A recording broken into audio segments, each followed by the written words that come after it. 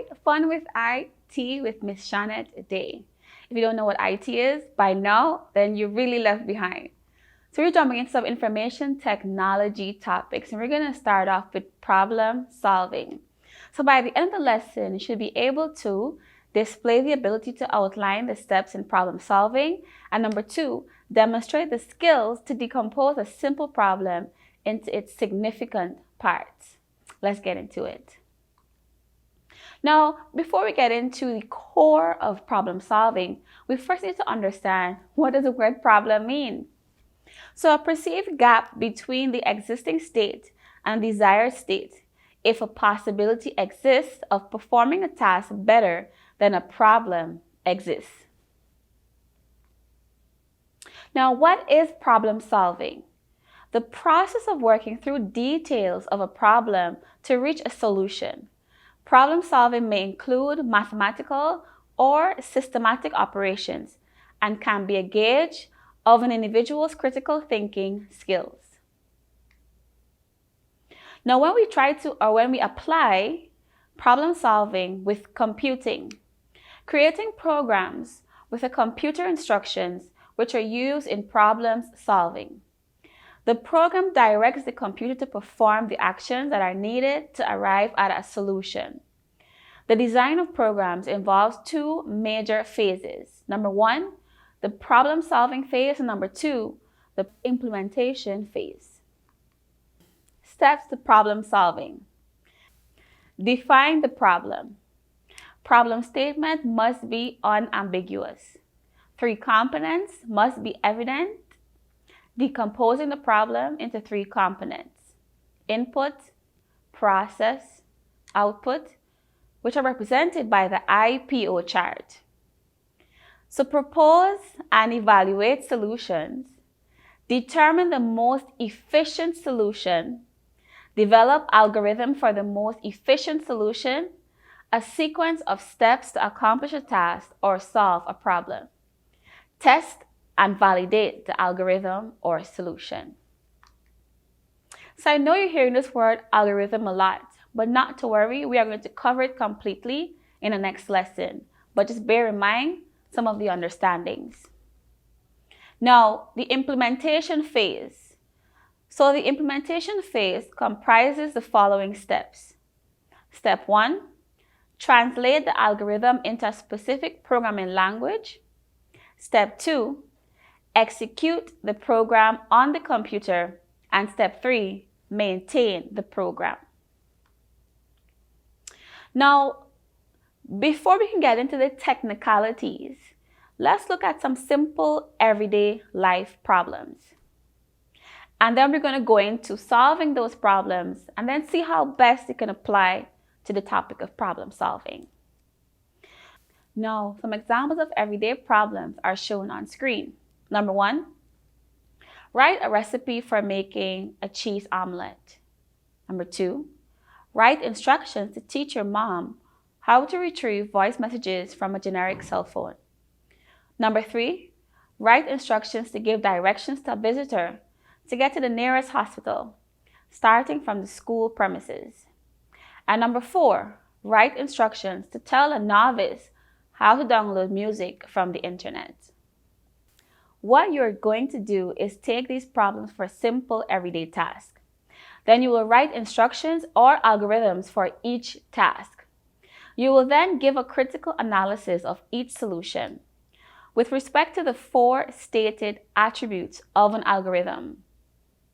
They must identify any ambiguous or imprecise statements, identify also any omissions, and must comment on the logic of the solution.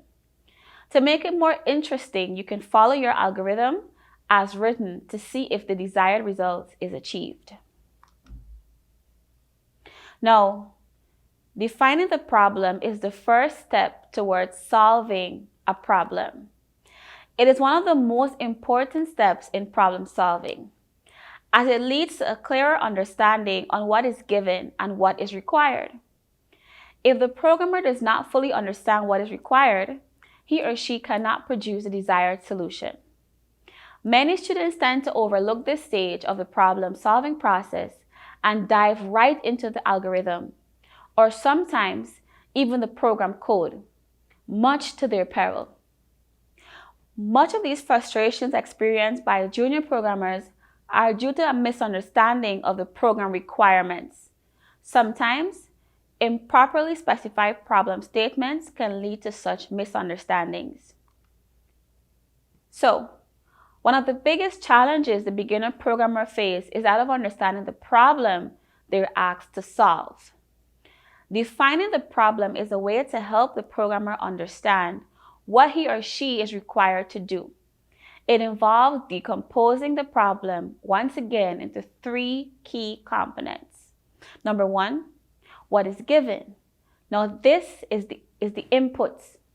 Number 2, the expected results, which is the output. And number 3, the task that must be performed. Now that is processing.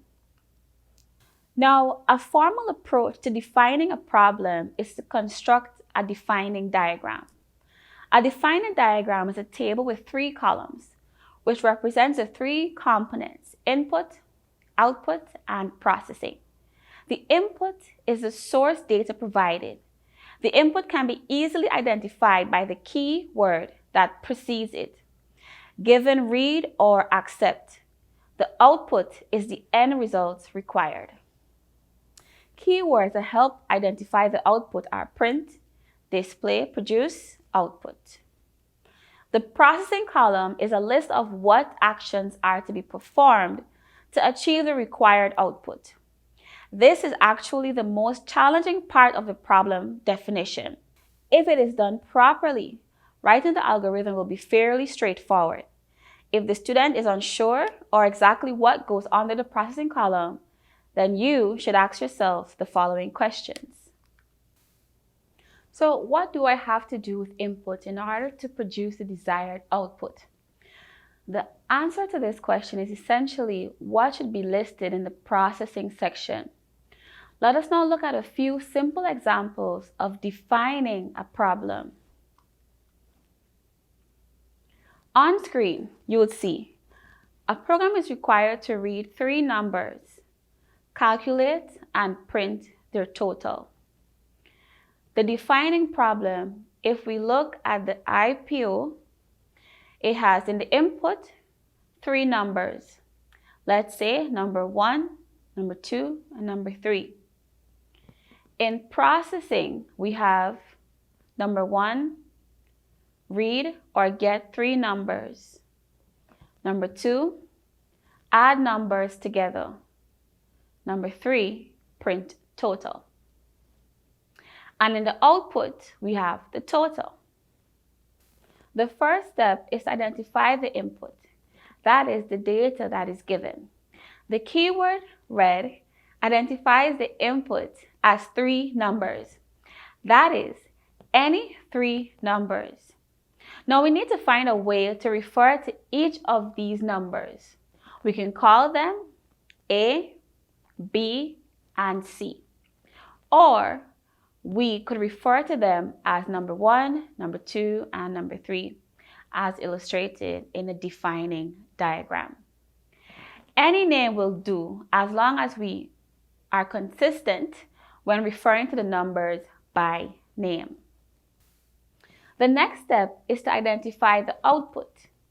The keyword print identifies the output as the total or sum of the 3 numbers. The final step in defining this problem is to list the processing steps. Here, we list all the actions that must be performed in order to get the desired results. What do we have to do to the 3 numbers in order to print their total? Number 1, we must first get the numbers. Number 2, we must then calculate their sum. Number 3, we must then print the total. It is very important to know that at this stage, we are not writing the algorithm, so we need not to be concerned about the details of how each action is performed. That is, in defining the problem, we do not need to worry about how the total is calculated. We just need to know the calculating the sum is an action that must be performed. The details of how the actions are performed are the subject of the algorithm development process. At this stage, the focus is understanding the problem. Now, one thing you must note, in the defining diagram, the actions must be listed in a logical sequential order. All the necessary actions must be explicitly stated. For example, the read action and the print action must not be assumed. The processing section is not the solution to the problem. It is simply a list of things that must be done in order to solve the problem.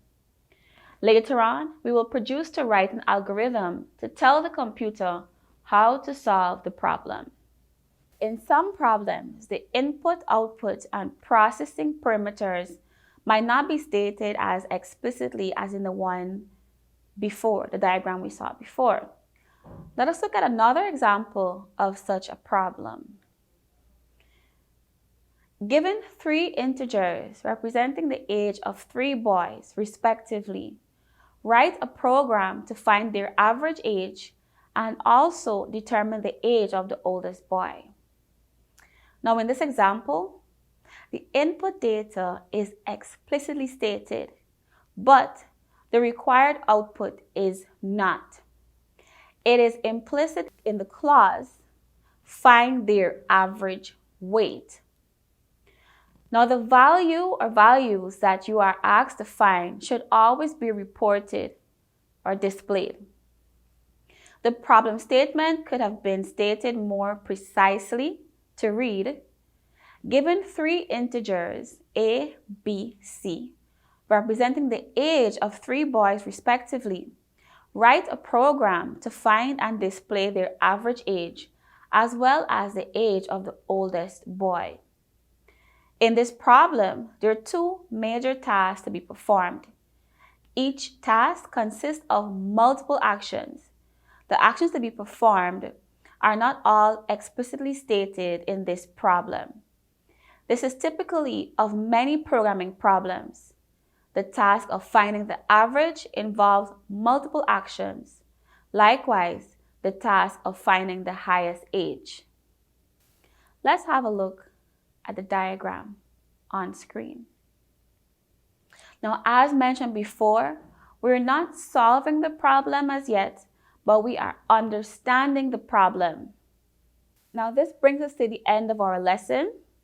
I want to thank you for paying keen attention.